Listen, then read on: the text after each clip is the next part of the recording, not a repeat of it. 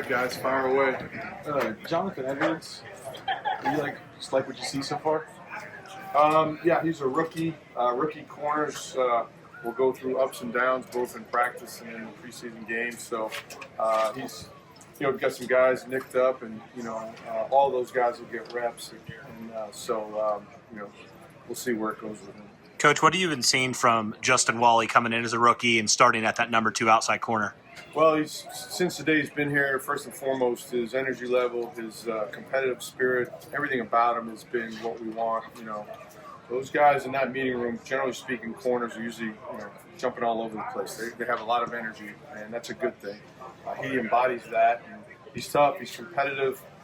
Again, rookie corners, it's a process for them, and there's going to be some bad plays, but there's also going to be really good ones, and you just got to have a next play mentality. He definitely has that. So he's smart. He's learned inside and outside. So I'm pleased with where he's at. Coach Joe Boschi has had an outstanding camp.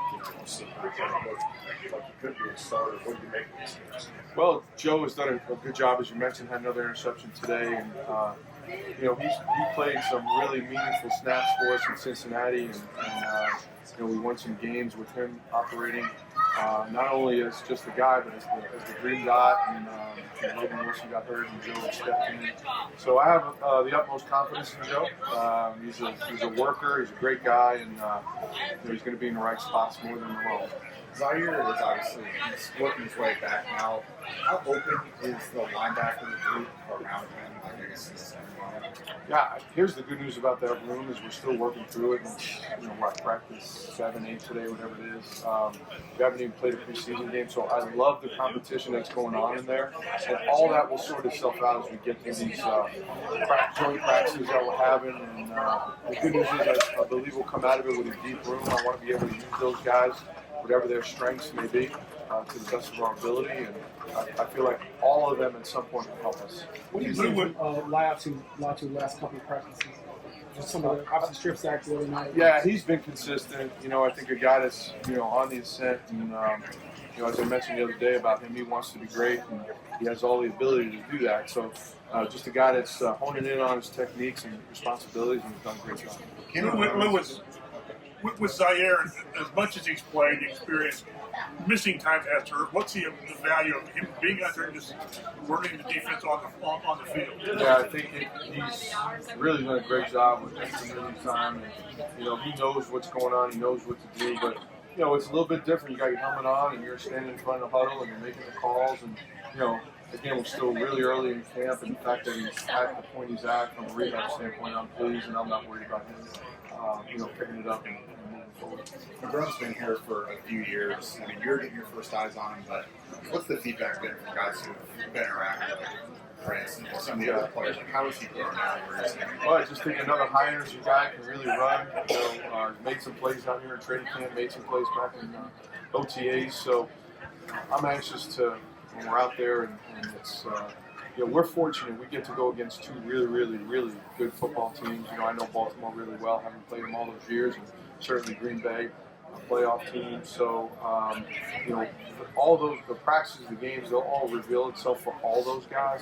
I'm anxious to see all of them, play and get after it. Well, we asked about everybody in the secondary besides Nick Cross. What's been your impression of him at that strong safety? Nick?